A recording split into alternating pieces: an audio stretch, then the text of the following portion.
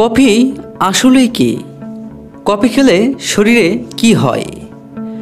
Coffee নিয়ে অজানা কিছু গল্প এখন আপনাদেরকে আমরা শোনাতে চলেছি। এই ভিডিওটি যতক্ষণে আপনি দেখবেন হয়তো ততক্ষণে সারা বিশ্বে প্রায় 40 লক্ষ কাপ কফি পান করা হয়ে যাবে।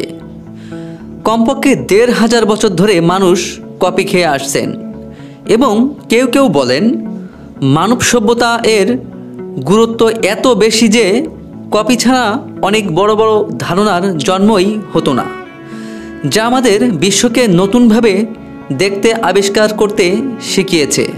কফির প্রধান সক্রিয় উপাদান হলো ক্যাফিন, যাকে পৃথিবীতে সবচেয়ে বেশি ব্যবহৃত সাইক্রোঅ্যাক্টিভ মাদক হিসেবে ভাবা হয়। এ নিয়ে এমন একটি গল্প শোনা যায় যে নবম শতাব্দীতে তালদি নামের এক রাখাল দেখেন তার জমিতে কফি বেরিয়েছে। তার ছাগলগুলো কফি খেয়ে আরও বেশি চাঙ্গা হয়ে ওঠে, তাই তখন তিনি একটু খেয়ে দেখেন। ঐতিহাসিক থেকে জানা যায় যে ইয়েমেনের সুফিরা কফি ভেরি বিগ বারে যে সেটি থেকে এক ধরনের পানীয় তৈরি করেন, যাকে আমরা এখন কফি নামে চিনি। পঞ্চদশ শতাব্দীতে অটোমান সাম্রাজ্য জুড়ে প্রথম কফি হাউসগুলো চালু হতে দেখা যায় এবং পরবর্তী শতাব্দীতে এগুলো ইউরোপে ছড়িয়ে পড়ে।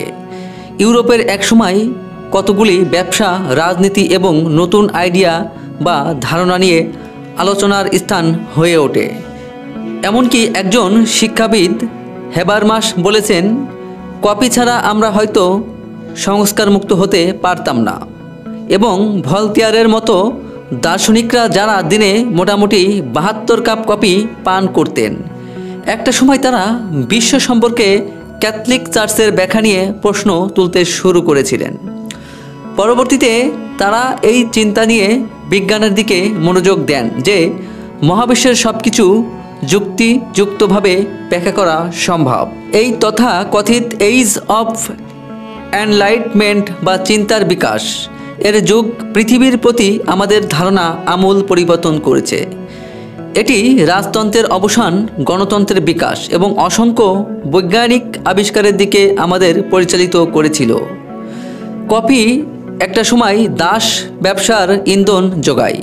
ফরাসিরা আফ্রিকান কৃতদাসদের দিয়ে হেঁটে কফি বাগান করত এবং 1800 দশকের গোড়ার দিকে আফ্রিকান দাসদের ব্যবহার করে ব্রাজিল বিশ্বের 1/3 কফি উৎপাদন করত। কেউ কেউ আবার এই যুক্তিও দেন যে কফি পুঁজিবাদদের জন্ম দিতে সাহায্য করেছে। কিন্তু কফি কি আসলেই পুঁজিবাদের জন্ম দিয়েছে? কোম্পানিগুলো একটা সময়ে কর্মীদের কফি দেওয়া শুরু করে এবং এক সময় তাদের কফি পানের বিরতি নিতে দেয়।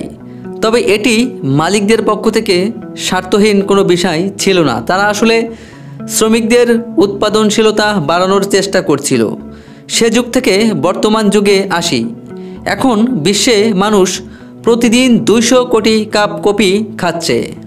কফি বছরে $9,000 কোটি একটি শিল্প গড়ে উঠেছে।